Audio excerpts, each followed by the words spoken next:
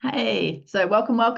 Do put your name in the chat and say hello and let me know what you're coming to the session with questions on. So this is day 5, the final day, and we're going to look at how to embed the releasing the stress, not embed your stress. That's an inelegant title there, and grow instead. So we talked about yesterday how growth will actually counteract the whole stress thing. And we've gone through a process over the whole 4 days. So what I want to think about here is the different areas and how you can do this. So it could be like relationships at the top here, that you're being gratitude and being grateful and feeling more sort of curious about the people that you surround yourself with. Note down that you are the sum of energy of the 5 people you spend most time with. That will make lots of pennies drop for people. Fitness, both mentally and physically.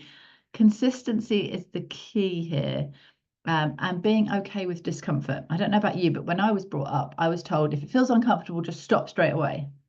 And I've taken that approach to life in general. And actually, it's not helpful at all. If you want to grow at all, you're going to have to go through that struggle and discomfort, and all the things you want are the other side of it. So actually, the idea that if you feel uncomfortable, stop is not a good, it's not good advice at all. If you feel severe pain, for sure, but not discomfort. Got to get used to that. Then in terms of the struggles, which was the people running up the steps, you need this consistency and resilience. Your habits will help you tolerate that stress, that constant struggle in a much better way, and help you reframe it.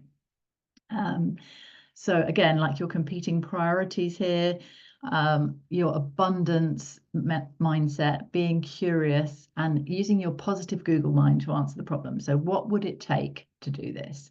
How could I feel more this? What do I need to do to get this result or become more like this? And last of all, those global chaotic problems that we're reacting to. Think global by all means, but act local. It will feel far more powerful if you act within your circle of influence. So be the change you want to see in the world, Gandhi's statement. I'm going to do a post on that a bit later. It is so powerful in so many ways. If you become the energy of the thing you want, remember the buffet table, you'll start attracting it, you'll start seeing more of it, and you'll start realizing there's already a movement making the thing happen that you want to happen. Okay, so quick recap on where we came from this week. So we started off on Monday with create clarity. And my big paradigm shift here was to realize that stress is resistance to what's going on. You are feeling stressed because at some level you don't want to admit that you are where you are. Once you can admit you are where you are, then you become open to all sorts of ways of deciding, day 2, what to do about it. Do you want to accept it? Do you want to change it? Or do you want to leave it? And that goes for all sorts of different stresses. And deciding how to make yourself feel good. So the power of breathing and meditating and all those good things. Day 3 was about a positive, powerful purpose, or powerful, positive purpose. Purposeful, positive power. You can put those 3 words in any order and they're all good. And so this is about finding out what makes you tick, what switches you on and lights you up. And we talked about the soul multivitamins, of making sure that you were meaningful, that you felt capable, and that you felt free to choose. Those are your 3 soul multivitamins, and that you had some sense of what your purpose was. And that purpose will give you that big yes that overrides the stress. Whereas, life or death situations also give you that big yes, but really we'd rather be able to act before we get there. And then graceful growth. So this was yesterday's session, and this was about overcoming the fear of rejection and making sure that you could grow in a way that didn't stress you out, that allowed you to be consistent. So taking small steps is a really good way. And again, thinking about those positive mindsets and the power of the stories that you're telling. That's one of the things I say to my clients a lot, is notice what you're noticing. So pay attention to what's in your awareness, because it's telling you what you're putting out there. If you're noticing all the pain and struggle, you are probably feeling pain and struggle. If you're noticing all the amazing, cool people out there, you're probably being amazing and cool yourself. So watch out for what you're seeing. And then today is about implementing and answering any questions that you've got at all. So on to that. Oh, she said, jumping too fast. So interested in your questions about anything really, but generally if you want to help frame them a bit, tell me about a stressy mess that you're in or some calm clarity that you're seeking, that you're having trouble with, and I will answer. If you don't have any, I've got a couple that people have sent in who can't be here, and I'll answer those. So I'll just pause for a second and look in the chat. Do either pop them in the chat or feel free to unmute yourself and tell me any questions that you have. And it doesn't matter if you've missed a session or whatever, that's fine. Don't worry about that. Just any questions.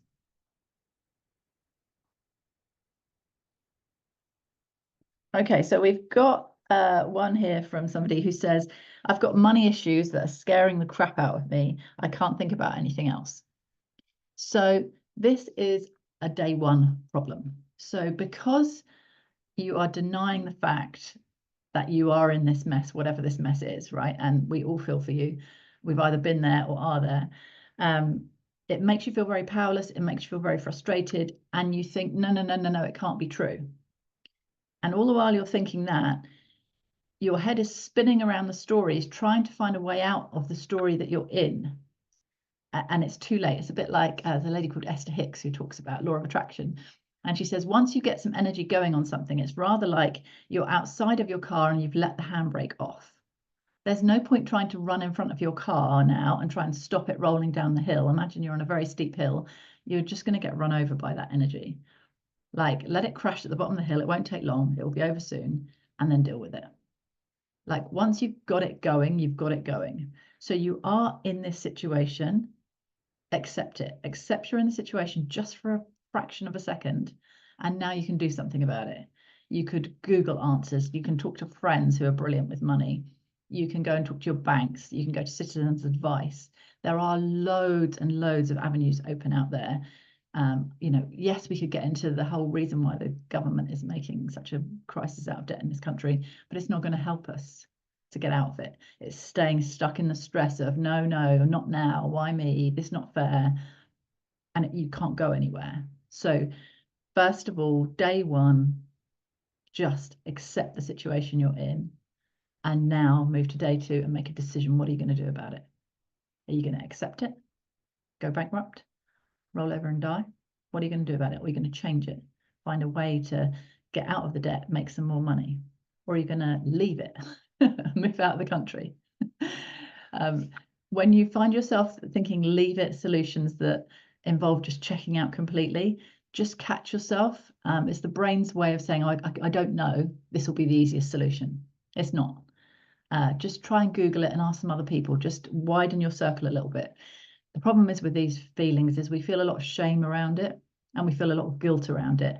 And shame is a rubbish emotion.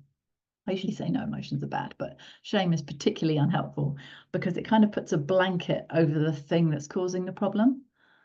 And you think it's terrible and it makes you a bad person or not worthy or not good enough or whatever.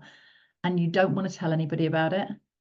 But as soon as you do, as soon as you say it out loud even, some of that mystery falls away and you realize actually you're not alone. There's loads of people in this situation.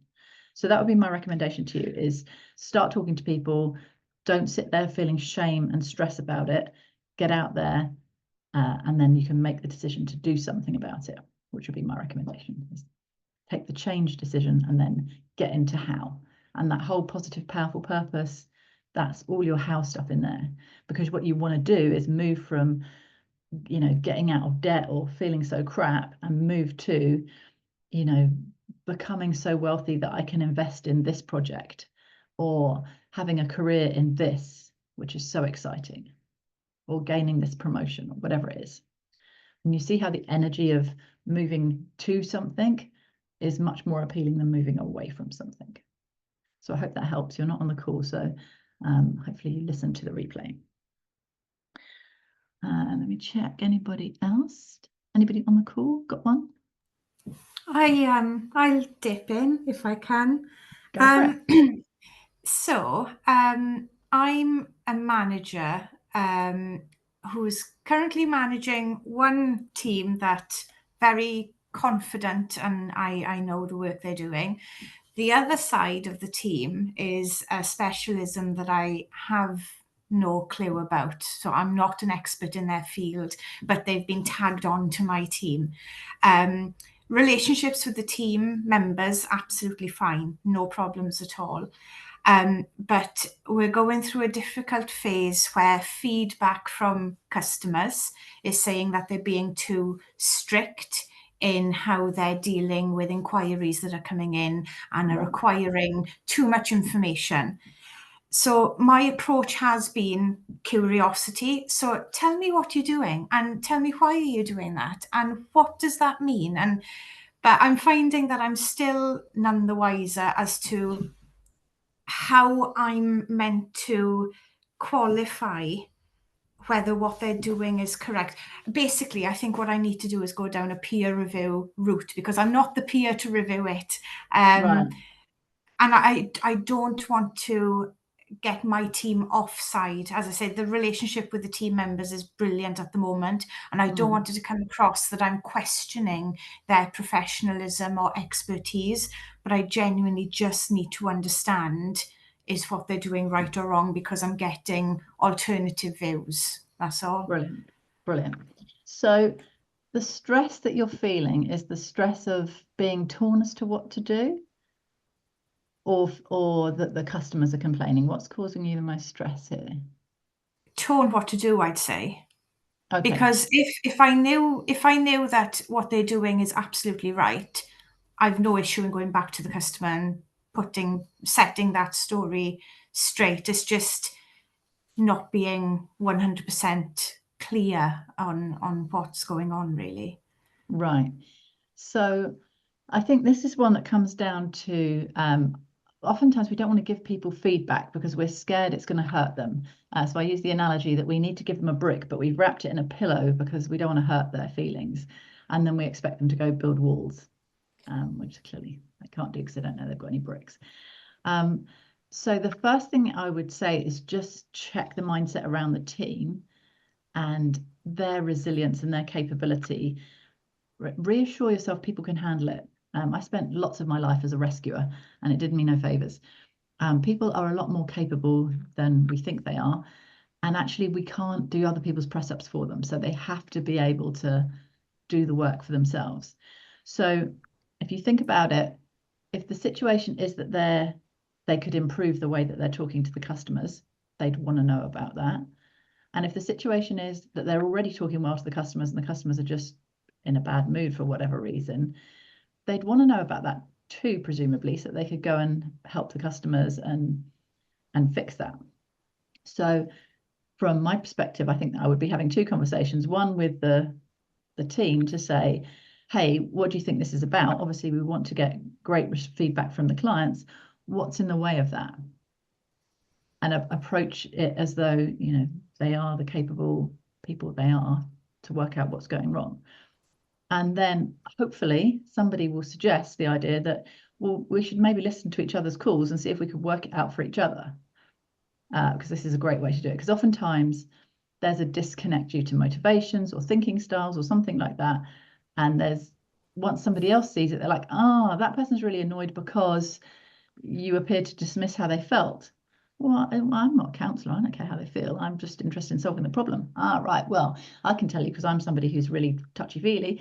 And actually, I really care. If you don't tell me that, you know, that sounds terrible and for you kind of thing, then I don't, you know, I don't feel good. Oh, okay, fine. So there's two sides to this. There's the wanting the clients to feel better, but also the team wanting to be as good as they can be. So I would make the assumption, I would decide that they do want that no harm can come to you from that. They'll either step up or tell you actually, you know, what their issues are that are in the way of that. Does that answer the question? Yeah, thank you. Thank you, cool. Any other questions online? Actually, we're running out of time already. Wow, that went fast. Okay, so let me just pop along. If you do have questions still, if you're one of the people that sent in another question, I haven't got to it, I will reply back to you privately. And if you have any more questions, feel free to DM me. So what can you do?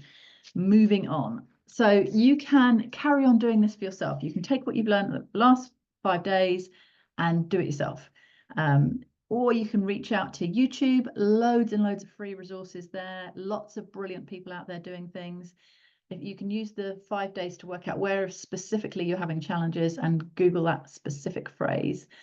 So feeling resistance over powerlessness, feeling a lack of control, and you'll get much more specific kind of videos and things about that there. I've got a channel on YouTube as well. Feel free to have a look at that. You can choose to stay stressed. This is the do nothing option. It's not a good option, but people do often choose to just stay stressed because it feels familiar. So we just keep complaining about how terrible it is and doing the same old things because that feels familiar. Familiar isn't always what you want here. So I would really encourage you to make a decision to take one of the other 3 options. But it is an option. And the last thing is to get some tailored support. So I'm running a group program on the back of this. I will send you some details out soon, but basically we'll look at your life map. Where are you? Where are you going? Who are the characters that you're playing? What is going on in your life? What beliefs have you got running? Who are you being? That whole purpose stuff, we'll unpick that and get right down to the bottom of it. And then what's in your way? How can we take those blocks out of the way? I do a bunch of energy kind of related techniques, looking at helping you reset your beliefs and take the energy out of some of those old emotions and memories that are kind of stalling you. We'll dissolve any problems with relationships, because as you change, people will think, oh, what's up with that? So we'll make sure that's all nice and smooth so that you can grow in a graceful way and keep all your people on board. If that sounds like something you're interested in, I will be sending out details on that soon, so let me know. I'm going to keep that program really small so it stays intimate, and I still have a couple of slots open on my one-to-one coaching if you want to do that with me personally, so that we go faster and it's tailored to your specific things and all your vulnerabilities stay nice and private to you. Do go and check out my recommendations on LinkedIn. That'll tell you what kind of experience you can expect. So thank you very much for being with me all week, and I hope you are feeling calmer and clearer than you were at the start. Thank you so much. Bye. Thank you.